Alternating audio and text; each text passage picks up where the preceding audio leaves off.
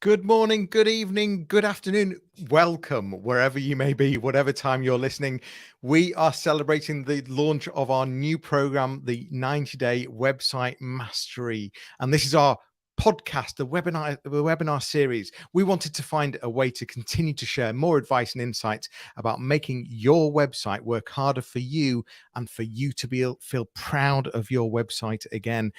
I'm with Pascal Fintoni today. We are live on Facebook, we're live on LinkedIn, we are live on YouTube, and you may be listening to us on the podcast. How are you, Pascal?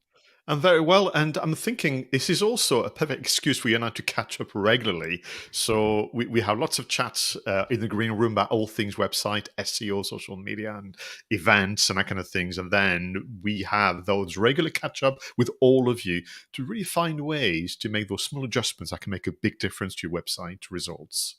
Absolutely. And so much so, to make it a bit topical, we were just talking about threads and being threaders and, the Twitter battle. And, that's literally just happened. I'm waiting to see I think there's going to be a brawl in the street between Elon and Zuckerberg at some point. Yeah. It's crazy. Anyway, we have 4 segments in each episode. So today we have You Ask, We Answer.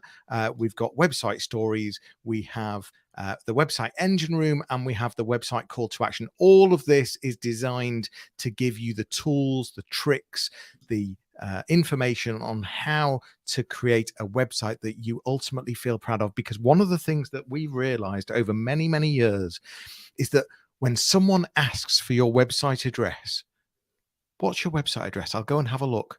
You have that sudden pang inside your stomach that's like, oh no, don't look, it's not up to date, I'm not very proud of it. And what we've realized is so many marketing directors, business owners, head of marketing are just not proud of their website. And so it's our mission to help create a place where you become proud of your website. So without further ado, I'm going to let Pascal carry on, and we're going to start with You Ask, We Answer.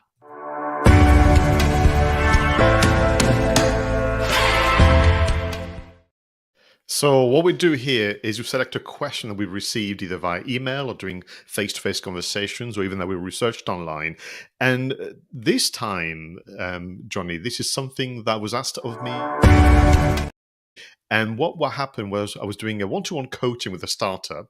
We're talking about branding. We're talking about the need to have an online presence and one that you can be proud of. To take your point earlier, and the question was very simple. Oh, by the way, Pascal, I've seen adverts used on Instagram for AI websites that can be built in minutes, but it feels not likely. So how long does it take really to build a website, particularly when you have something, a key message that you want to get across? I wanted to kind of get your views on that, Johnny, because I've seen the adverts, you've seen the demos, I've tested those AI solutions, and I think for me there's something that misleading about this idea that the website would be finished in minutes. I mean, you may have access to templates and layouts and a few of the things which you can do already on platform we mentioned, but actually the journey from the spark of an idea to an online presence that you can be proud of is not in minutes, it's in days and weeks. So what do you think about this? Yeah, I mean, there's certainly no shortage of adverts, of stories, of reels, of videos, of websites saying that chat AI solves your problem, and within minutes you have solutions, whatever those solutions may be. And in this case, we're talking about websites in 10 minutes. I'm not sure it's a reality. We've had a good play with these. In fact, we've had downloaded some of the apps that are out there trying to be sold. And yes, of course, you can create something, but is it fit for purpose? Well, unless it's a school project, then then I'm not overly sure it is, and it really just loses the whole ethos of what a good website should be. There's certainly room for AI. I mean, I think both of us love it in terms of giving us starting points, giving us structures, solving problems. But in terms of actually just taking over and doing the whole thing, no.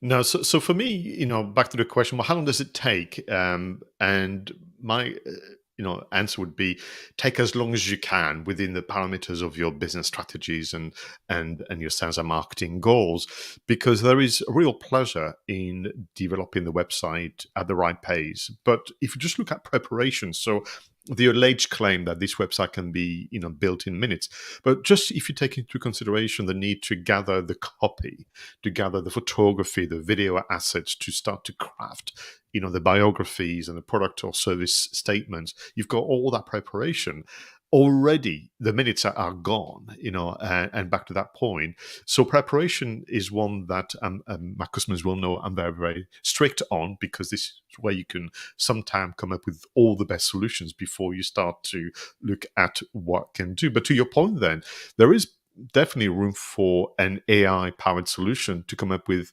examples or suggestions or ideas about the future layout. And then maybe you go onto a different platform altogether, which is not AI powered, but you've kind of gone some way down the line to come up with a short list of your favorite layouts for the homepage, for the about us section, for the contact us, and so on. Yeah, I see it as a great way to get past writer's block. Not that it's necessarily writing for a website at all, but in terms of just, getting past the point of where do I start, it can certainly help you generate ideas. It can certainly give you a bit of a structure as well. And there might be bits that it can be quite good at. But in terms of, I think, the secret to being proud of your website and really being wanting to give your website address to people is owning it. And unless you've owned it yourself and really invested that time and energy into it, then you're never going to feel proud of it. And ultimately we've got to remember that this is the door to our business. This is everything about our business, and it should be the thing that sort of sets the tone, the personality, but also has functionality to solve business processes, to make sure that we're capturing data in the best way, marketing in the best way, and making sure that we're engaging with whoever that may come to the website, especially if they're our target audience. And these things will get lost and missed, and you might end up with something that's very quick and might look all right, but does it really get across the right message or really engage? Not convinced. Yeah, and what I found when we did the test with those AI solutions, all with some very strange and wonderful names and kind of spelling, there is so much time spent in having to correct and remedy what doesn't look right or doesn't sound right, that once again the claim that you could be done in minutes is gone. And this is essentially our warning to everyone. I think you could be intrigued by the solution, but you shouldn't be fooled by the claims. It's a bit It's like, like, forgive me, Johnny, if you want to cook a meal and it says it takes 30 minutes to cook it, well, yeah, that's the cooking bit in the oven, but all the prep before, that was much longer. yeah, and there's you have to remember there's no such thing as a free lunch, and this claim of you can start making 10 grand a month by clicking this one button that's going to create a Shopify website, pick the right products for you, and put a shipment process in place. With one click, and with one click you're going to be earning 10 grand a month. There's no such thing as a free lunch. It's not as simple as that. But I'll tell you what. The advert really does make you believe that all you need to do is click that button, and Yes. I think we've got a bit of a gripe about that. Certainly. So, how long does it take really to build a website? In the context of my client and the one-to-one coaching, the units were weeks, not minutes, because of all the preparation, the deliberation, and the quality thinking to get through it. So, thanks for your reaction on that. I'm going to ask for more reaction on your part with our next segment, the website stories.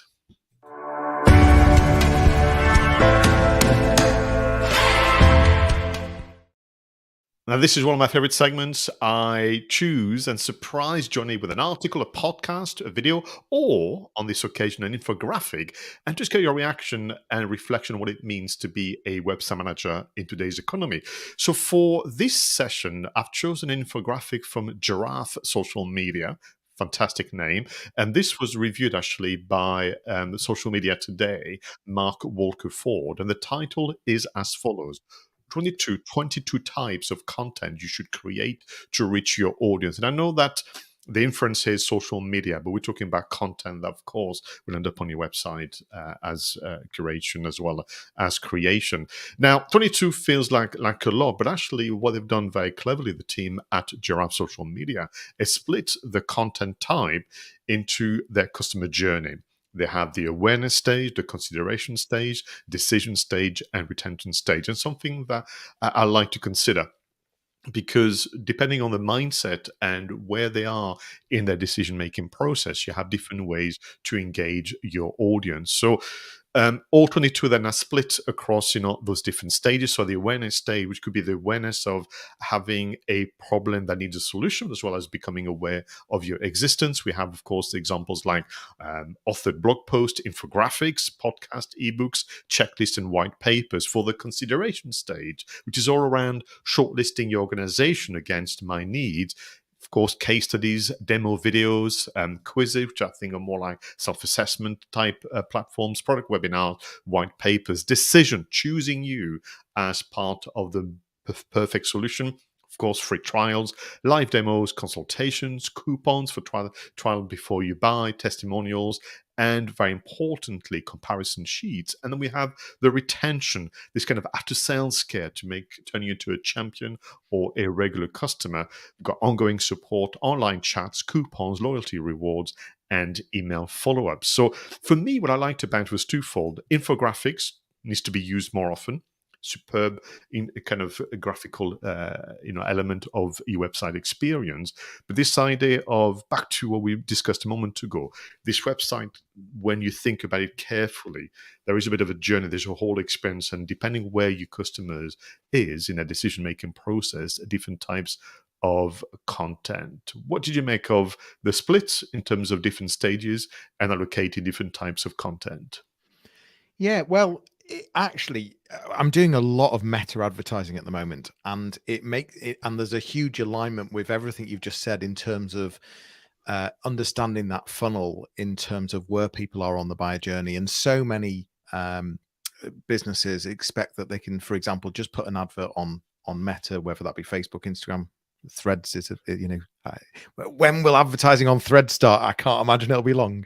And they expect that you can just put the advert up and instantly that's going to sort of, sell a product or sell a service. And it's not like that. You have to have these different stages, and the stages you've identified today, the awareness stage, then the consideration, then the decision, and then the retention. It make perfect sense that you do need to take people through that journey, and people need to get to know you. They need to get to like and trust. They need to, perhaps you need to educate them. Perhaps you need to help them get across the line. But more importantly, you then need to retain them.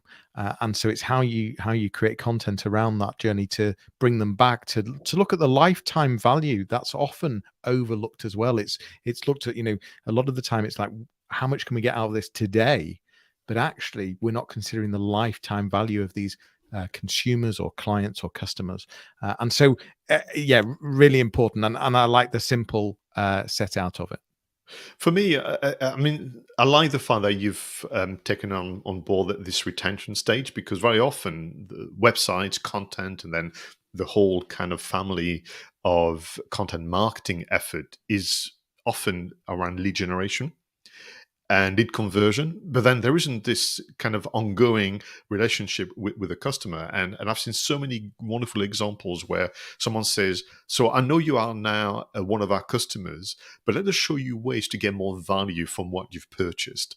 And this whole retention stage because I think this is where this infographic understandably gives a top level bit of information, but it's almost understating the fact that this retention stage is so important, and the website can play a part of that. I've seen very good example where people are given literally like a VIP area of the website with logins to go into even more kind of content that can make a difference. But this idea of, now that you are on board, let us show you ways to get more value, and more importantly, avoid the situation where I'm thinking particularly with around software solutions, where people become lapsed users because somehow life and work, took them, into a tangent, and then they have to reconsider once more whether they're going to renew the kind of annual fee, and they kind of go, "Well, we didn't really use the service that much, did we?"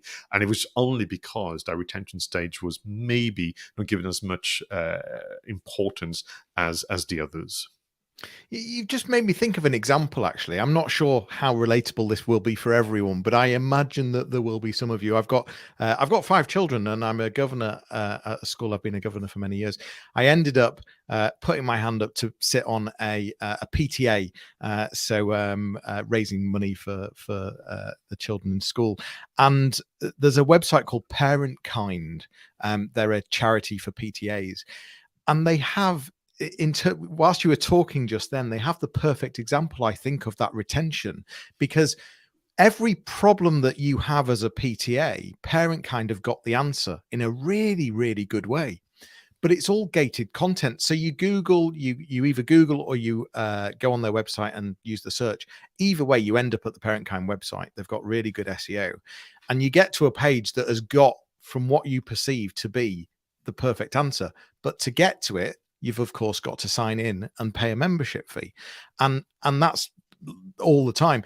But they give enough, and when you do sign in, the answers are fantastic. So it's just one small example, but I see it as in that retention stage of where the website plays a huge part in retaining the long-term, lifetime value of that customer. There we Yeah, go. absolutely. And listening to you and almost playing in my head a situation where now would be, in a room with amazing business owners. This is a perfect little exercise for anyone to do. So literally, going to have a look. Going to put a hyperlink in the show notes. Going to have a look at the article and the infographic, and then create a checklist across the different stages, and ask yourself the question. I don't think you need to do all 22. I don't think that's what is required of you from Giraffe Social Media. But saying, well, give yourself a score out of 5 or 10 and say, how are we doing? And is there a stage or two that is being perhaps a little neglected only because of habits and time and planning? And can we redress the balance? But more importantly, if we're going to put all that effort into the awareness stage, which is usually what happens historically, can we create balance with retention stage and have those two as the pillars of your customer journey?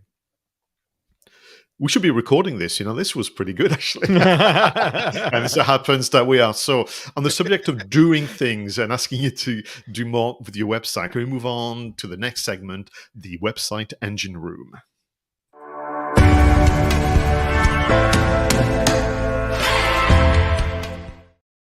So this is where we ask you to try a little something different, usually an app, a software solution, or a kit that can make life easier as a website manager and content creator.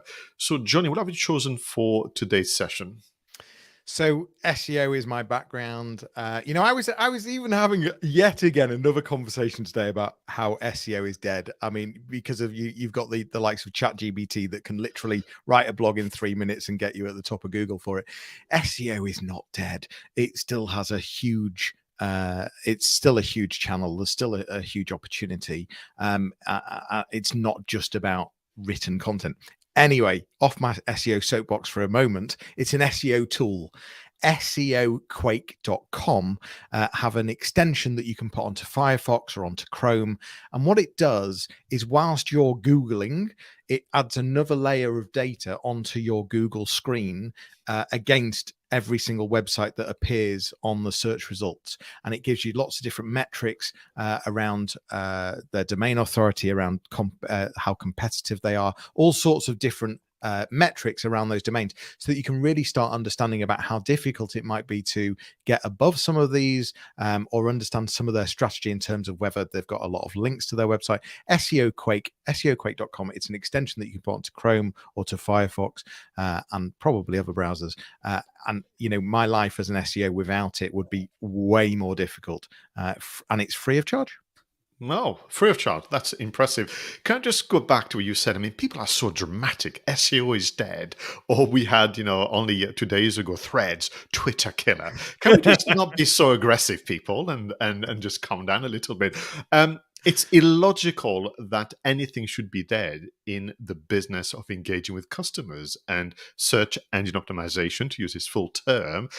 So long as people will use a search engine to find information, to check and verify that whatever you're claiming is indeed correct, the practice of matching someone's need for information back to the stages to what you create will always exist. So I just don't understand why people get so dramatic about it. But for me today, it's an AI powered solution. So just to prove to our viewers and listeners, I'm not upset with AI solutions. So this is called Post Genius. And as the name may indicate, this is all to do with being given some variation on maybe your social media post. If you run out of ideas, if it's been a long week or a long day. But I want people to also understand that you and I tend to give advice on using things with a bit more lateral thinking. So I had a test with Post Genius, and frankly, the amount of time you spend having to correct what is pretty mundane social media post is not worth your while for now. It will improve, of course. But if you do a bit of lateral thinking, I'm thinking, I had a conversation, and regularly I tell my customers, you need more testimonials on your website. You need more case studies on your website. People say, well, yes, but I keep asking customers and they don't do it. I say, no, because the practice is as follows. Let's say you want to ask Johnny for a testimonial. The practice typically is to send Johnny 2 or 3 options and examples and ask him to choose one. That's how you get testimonials promptly. And granted, it must be, and it is very hard to come up with 3 different versions of how amazing your service is. So what you can do with Post Genius is can reverse the logic and say, write a testimonial as it comes to you, and then ask Post Genius to give you different versions. Copy and paste that into the your email and send that to say, hey, I'm about to update my website. I know that we had a great project together. I wanted to kind of, give you a shout out. Which one of those versions do you favor, or pick one and edit for yourself? And you find that you're going to get a much swifter response. So here's an example of how AI can make your life a little easier. I like it. Thank you for sharing that, Pascal. Not at all. Well, listen, in the business of doing more and taking, simple actions, can we move on with the last segment, the website call to action?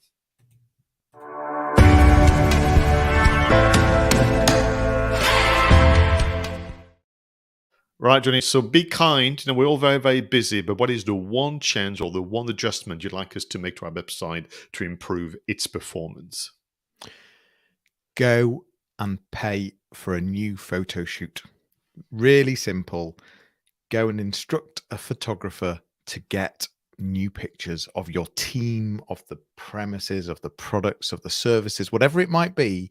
It will inject a huge amount of life in and up to dateness, if that's a word, I'm not sure it is, into all of your marketing, not just your website, into your social media, into everything. And I just think that, again, working with some business owners, they just don't see photography as something that's important, and they don't, and they see it as an expense that's not needed, or they want to just do pictures on an iPhone or whatever else. And there's a time and a place for that.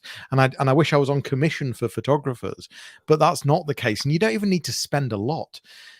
But having been there myself many times and having worked with business owners, go out there. If you haven't had a photo shoot in the last 12 months, go and get another one. Go and get up-to-date photos, and it will have a ripple effect that you'll just look at afterwards and say, God, we should have done that sooner. No, you're right. And this is fascinating because ultimately a website is a multimedia experience. And you have to marry the words, the static images, moving images, 2D, 3D graphics, and all those things, so that people really are left with the impression that you care not just deeply about the business, but looking after them. And for me, the website is your kind of before sales customer experience, if I may use that long phrase. This idea of the amount of details, attention to details on the website is the mirroring of your approach to customer service. And people will make very blunt and unfair judgment calls on, ooh, this website leaves me a little uncertain. Therefore, I would assume that the customer experience and service is also that uneven. We need to be very, very careful.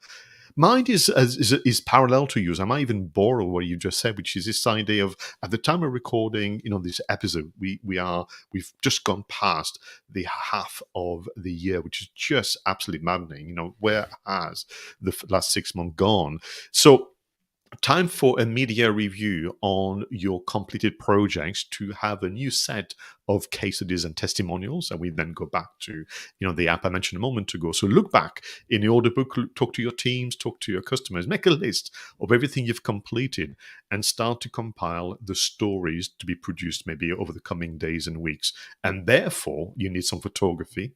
You may need some animation, some videos and so on, but it is really important to really reset and refresh your case studies. And there's nothing like that medium kind of milestone to go back and ask all your lovely customers to show a few words and use the Post Genius to help you out as well.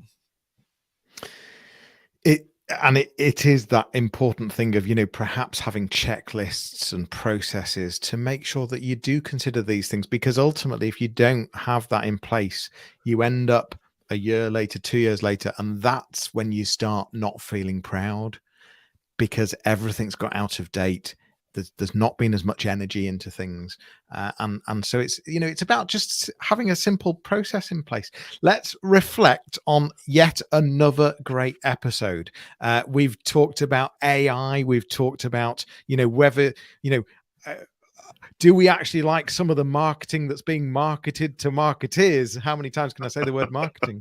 And we're not sure about that. We've made you think about the different steps in terms of content and the user journey, and more so really got you to consider the retention and really holding on to current or existing customers.